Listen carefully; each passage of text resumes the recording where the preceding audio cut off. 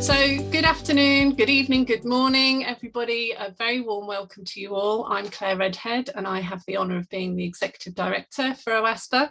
This is the 15th annual conference on open access publishing that OASPA has held, and it's a real pleasure to have you all join us.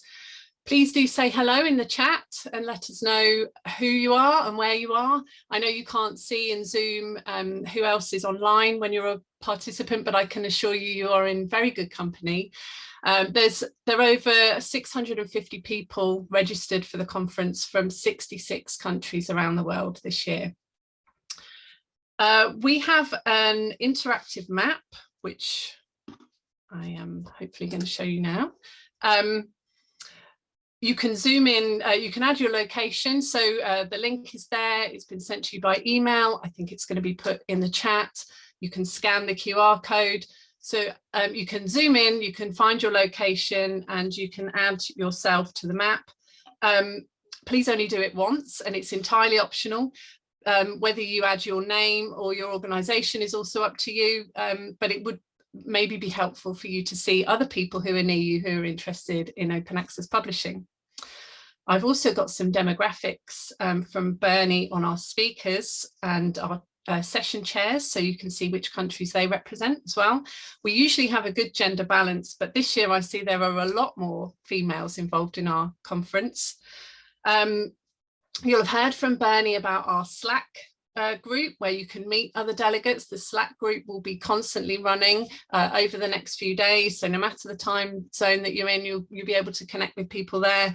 An attendee list was also sent out with the details of people who gave consent to share their information, so just be aware that's not a comprehensive list, but you can use that to connect with delegates as well. This year's really seen the return of online in-person events, so we've been interested to see how our online event fares and how things go for us. As I just mentioned, you can see here the sort of uptake we've had over the past few years since moving online, and being able to have so many people join the conference is the reason why we're holding this as an online meeting. People are still registering. In fact, nothing is quite like meeting in person, of course, but we know that a large proportion of our community have restricted funds or ability to travel, and we want to make sure that we're helping people and not putting up barriers to being involved in conversations like this. It's also really important to us that everybody who attends has the same conference experience.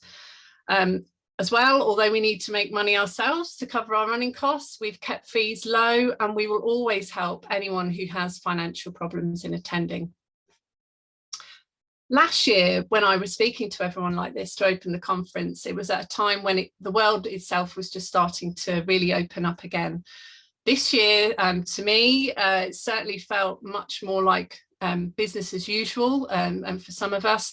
However, the social, financial and environmental stability of the world and safety in many places continues to be severely challenged. And I just want to take a minute here to acknowledge the very difficult and fragile times that we live in, and to recognise that that affects some of us more so than others, and to encourage that we do everything we can to take care of ourselves and, importantly, to take care of others. And so here I'll draw attention to our participant agreement, which Ruby also pointed you towards. You can find this on our website. Please take time to make sure you understand the expectations. You can ask us if you have any questions about it. And very importantly, please contact us if you have any problems. There's one Zoom link a day to join the conference, so this will run continuously through the next few hours. We've scheduled a break after every session so you can get away from your screen, and we hope you'll have enough opportunities to keep yourself comfortable throughout the conference. So thank you to those of you who are getting up early to join us, those who are able to stay late into the evening. To work across multiple time zones for our speakers, there will most likely be some sessions that don't fall in your normal working day. But we hope you'll be able to join us for as much as possible and fully immerse yourself in the discussions that we're going to have over the next 3 days. And for any sessions you have to miss, we'll be sharing the recordings as soon as they're ready. We'll let you know in the chat and in Slack where to find those, so you'll be able to catch up as soon as possible. So please, throughout the next 3 days, add your comments in the chat, share your views. All of your input is very welcome, and we're really looking forward to hearing from the audience as much as from our speakers. We know there's a wealth of experience joining us in this community. Please ask questions in the Q&A section of Zoom.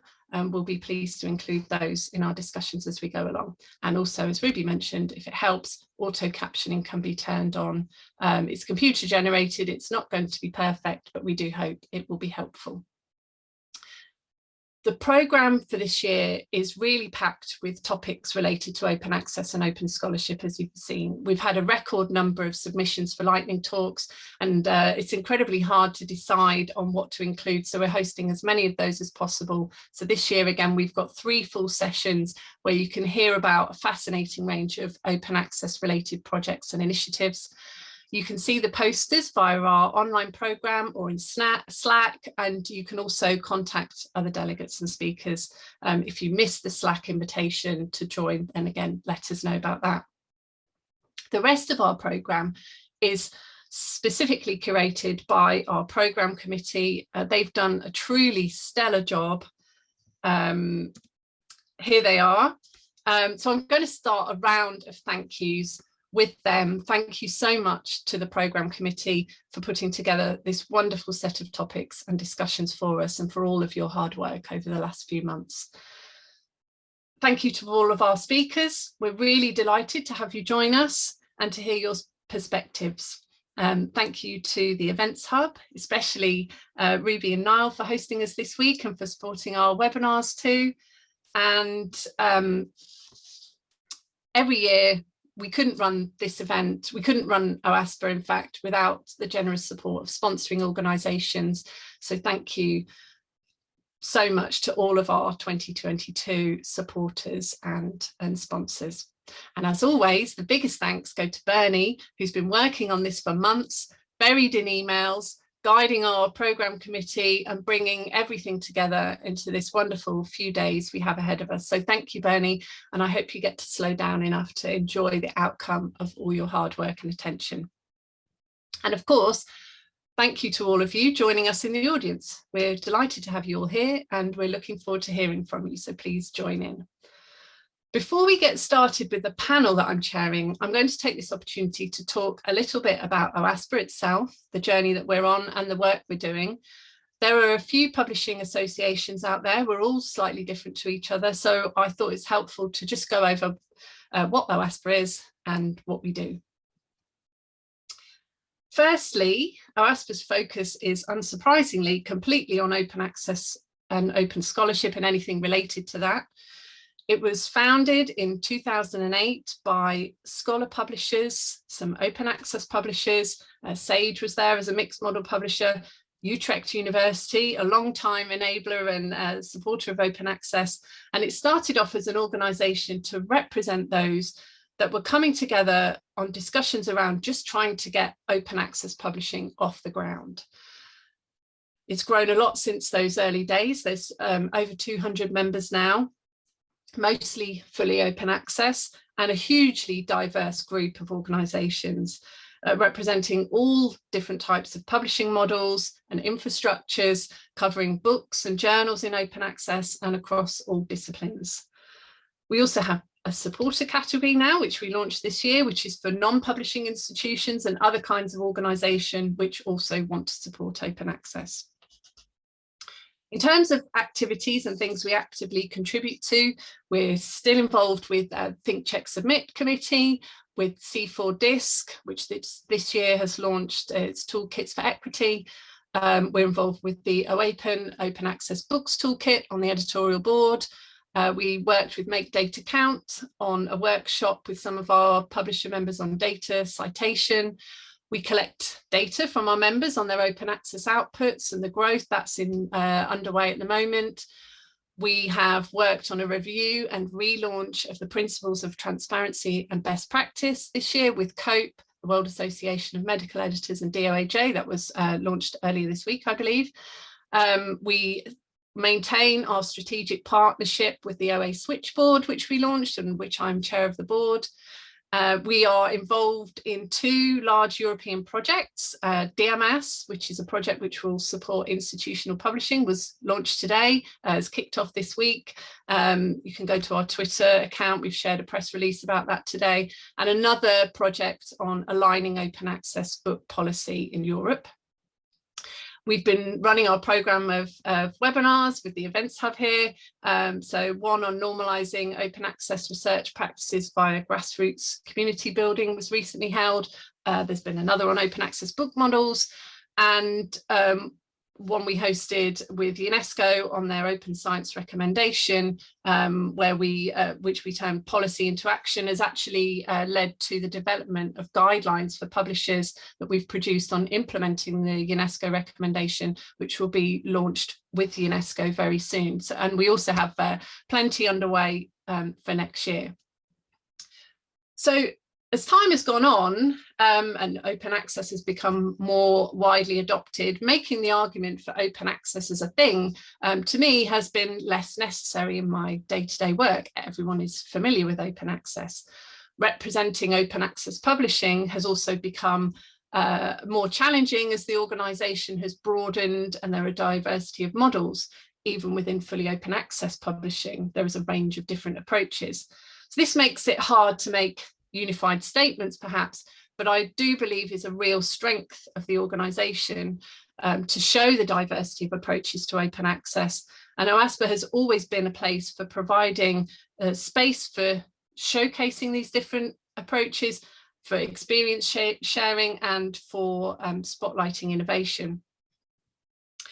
So the leadership of OASPA is needed over the years to re-examine the mission and purpose of the organisation. And the mission now is currently to encourage and enable open access as the predominant model of communication for scholarly outputs. So it's much more active than a representation of open access publishing. And so we invest our time and resources in the range of activities that I mentioned earlier to support that aim and to ensure a diverse and healthy landscape for open access publishing. And we did some work that I spoke about this time last year into the open access market, which we continue to do today. So who is the leadership that I just mentioned? How is OASPA run? In whose interests are we operating? I'm very proud of the OASPA governance process. I can stand behind it and say that a lot of time has been invested in getting things right. As executive director, I lead the staff team. So I have Bernie, Lulu Stader is our membership manager, and Malavika Leg has just joined us as programme manager. And I work with the board of 11 directors who are legally responsible for the foundation. And I have them listed here. And I really want to extend my own thanks to them. I hope some of them are in the audience today, and past board members. They are really fantastic to work with. They're incredibly thoughtful and dedicated and incredibly supportive. Changes for 2022 to this list, we will have Sarah Boshart join us from the Royal Society of Chemistry, replacing Emma Wilson, and we'll have Catherine Mitchell joining us from California Digital Library. But you can see there's a range of different publishing models and infrastructures represented there. Board members are selected by the members of OASPA in an election process, which anyone in the membership can enter, and it's one member, one vote. So all of our scholar-led publishing members, all of our small publishers and infrastructures get a say in who represents them in running the foundation. The board is structured to have a majority of fully open access publishing organisations, and it also will always include some infrastructures, services, and mixed model publishers. Board members are very actively involved. And while we benefit from them bringing in a variety of perspectives by this structure, really they do put the needs of OASPA first, and their work for the board is not to benefit their own organisation in particular. Now, there's work to do still on the diversity front. This year we've been looking at how we can be more inclusive in our governance. We're looking at introducing honoraria, as we've done with the conference actually this year, for the first time, to support those who would be otherwise unable to participate. OASPA is a global organisation, so we want to make sure that we work towards global representation on the board as well. The mission is likely to evolve in time, but at the moment we've been focusing on working on honing the values and the vision for the open access future that we want to work towards. Early steps towards open access focus mainly on precisely that, access. With hindsight, we can see that this has brought about new barriers to scholarly communication, and that's what we're going to be talking about shortly with my panel. Open access alone is no longer enough, and building on the past few years of discussions OASPA has been hosting in this conference, we're therefore thinking beyond open access. I'm going to stop sharing my screen here. So this leads us to this panel, which I'm very happy to be chairing today. As open access mandates have proliferated, as I mentioned, I haven't had to be arguing in favour of open access particularly so much. We can see that it's well supported by a growing number of funders and institutions, as well as there being many publishing options available in all shapes and sizes. But those mandates have had the consequence of driving a rise in publisher agreements and pay-for publishing models. This is not surprising, nor necessarily a problem. OASPA members were taking a risk with those kinds of models to be able to get started in the beginning or transition on the basis of these kinds of systems. But if this becomes universal, then we have a real problem, because a tremendous number of people don't have the funds to pay to publish, and we risk preventing scholars from a fundamental part of their research process, the communication of their work to their peers. The 20th anniversary BOAI Budapest Statement, the UNESCO recommendation on open science, and the International Science Council's principles for the future of scholarly publishing, major developments of last year, all give a clear indication of the problems to be addressed and point to the danger of these new inequities we're embedding into the scholarly communication process. We can't ignore these important statements coming directly from the scholarly communication community. The memo issued by the White House, OSTP, the Nelson memo as it's called, also emphasises the need to make sure that equity is centred in public access. So if open access publishing is to provide the service that the global research community of today needs, then we likewise need to be listening. We need to make sure we're paying attention to the problems. We need to look at the impacts of our actions and who is excluded by those actions. And we need to continue to discuss challenges and solutions and consider how we adjust our course. I must stress there are many members of OASPA who are providing equitable approaches to open access. I could show you lots of excellent models. We do often in our events. You'll hear them throughout the conference as well. Their outputs are growing.